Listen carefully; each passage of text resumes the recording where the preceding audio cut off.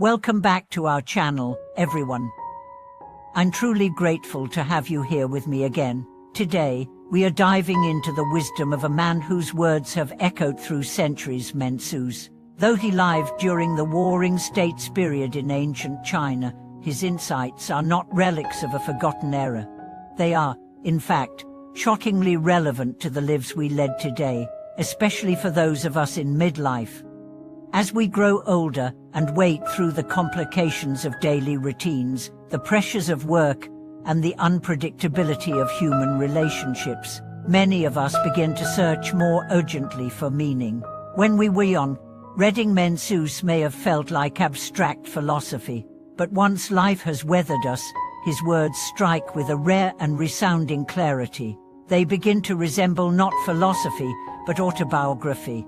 Today's video centers around 3 powerful keys derived from Mencius' teachings. These aren't mere abstract ideals, they're guiding principles that can help middle-aged individuals live with deeper awareness and intention. Here they are. First, harness the power of self-reflection, stop blaming the world, and start looking inward. Second, develop the wisdom of comparison, see through illusions, and know your true place. Third, awaken to energy management, preserve your clarity amid chaos. These may sound lofty, but each one addresses a core pain point of midlife. We will explore each of these keys through stories, real-life examples, and practical analysis. By the end, I hope you'll not only understand Mencius better, but also yourself. So, let's journey together through philosophy and the very heart of our own lives. Let's begin with the first key, self-reflection. Mencius once said, "When your actions do not bring the desired result, you must examine yourself." At first glance, this sounds like moral platitude, don't blame others, look inward. But think about how rare this mindset truly is. When things go wrong, a project fails, a relationship sours, health declines, how often is our first instinct to blame others? My boss doesn't understand me. My partner never listens. The economy is terrible. I've just got bad luck. It's so easy to externalize. But Mencius urges us to start with ourselves. Let me tell you about a friend of mine, David. He works in project management, and for years, whenever a project collapsed or underperformed, he always had someone to blame. The client was too demanding, the team wasn't competent, the requirements kept changing. He wore this defensive mindset like armor. But after being reassigned due to repeated project delays, something shifted in him. He finally sat down and did a post-mortem, not on the project, but on himself. He realized that much of the chaos stemmed from poor internal communication, inconsistent planning, and a lack of contingency strategies, all things he could have improved. So, he took courses on systems management, designed templates for future projects, and restructured team protocols. In time, he regained trust and rose back to a leadership position. What changed? He stopped pointing fingers and started turning the mirror inward. He told me once that the turning point was when I shut my mouth, folded my arms, and said to myself, maybe I am part of the problem. That is self-reflection. Not weakness, not defeat, but a brave acknowledgement of imperfection and a commitment to growth. We are not gods. We are flawed and vulnerable. But with each honest reflection, we draw closer to our better selves. There's a Chinese legend about Yu the great Sun, Qi. When he failed to defeat an enemy, he didn't blame the strength of the opposing army or the train.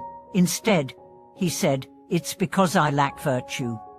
This humility, far from being a sign of surrender, was a sign of strength. True maturity begins not with achievements, but with accountability. Not with knowing everything, but with being willing to learn from everything, especially your own mistakes.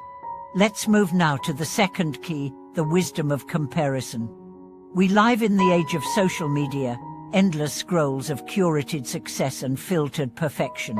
It's never been easier to compare yourself to others, and it's never been more dangerous. You log in, and what do you see? Someone your age just bought their second home, another person just got promoted, published a book, started a business.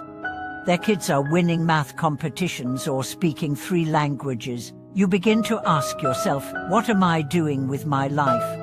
That sinking feeling, that's toxic comparison.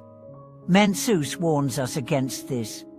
In one of his teachings, he says, if you compare only the surface and not the root, even a small piece of wood can appear taller than a great building.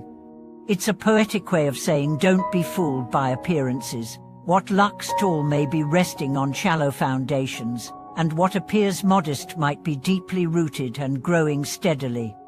When you see someone succeeding, pause before envying. Ask instead, what efforts have they made?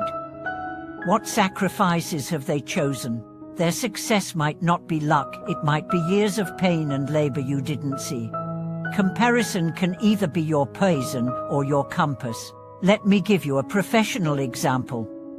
Imagine you and a colleague owned a company at the same time. Now she's promoted, and you're not. Instinct might whisper jealous, she's just better at sucking up to the boss. But what if, instead, you asked, how did she manage her time? Was she proactive in meetings? Did she deliver more measurable outcomes? That's not just envy. That's learning. That's transformation. Healthy comparison asks, how can I grow from this? Toxic comparison asks, why is life unfair? The difference lies in perspective.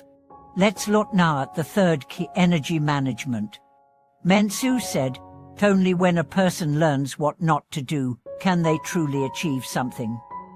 This is so relevant to modern life, it's uncanny. In our 30s and 40s, we often think a more is better.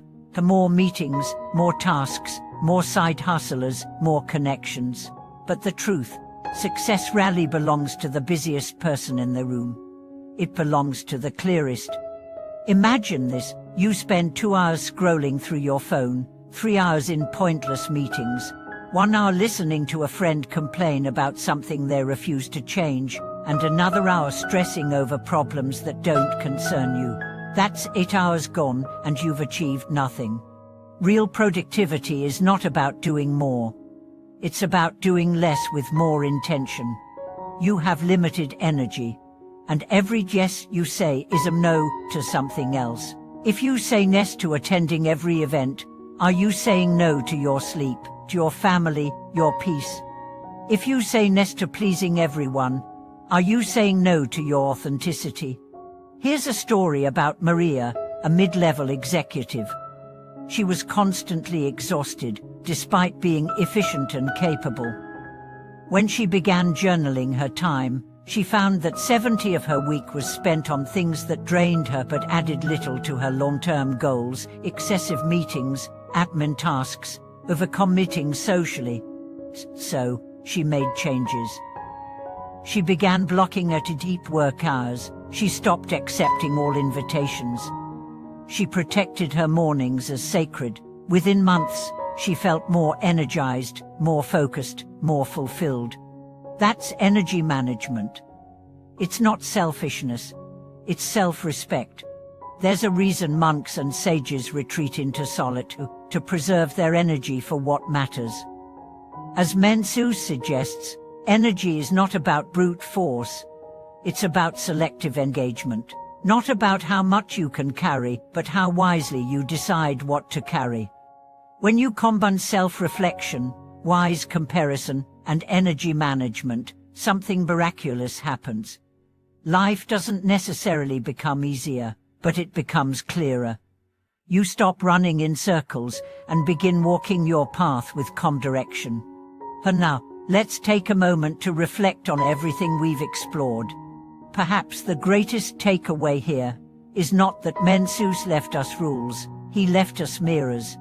And in those mirrors, we can see our potential more clearly. His wisdom touches us because he didn't speak above us, he spoke into us. He understood human struggle, our pride, our impatience, our fears. He didn't ask us to be perfect. He asked us to be present, to be awake, to be deliberate. Maybe you, like me, have fallen into the trap of endless comparison, or burnt yourself out chasing a definition of success that was never yours. Maybe you've blamed others for your pain when the answer lay within. If so, welcome. You're not failing. You're human. And you're exactly where Mencius wants you to begin, with honesty, humility, and hope. Let me share a personal thought. I remember a time in my late 30s when I felt completely lost. My career plateaued. I felt like a burden at home. I envied friends who seemed to have it all.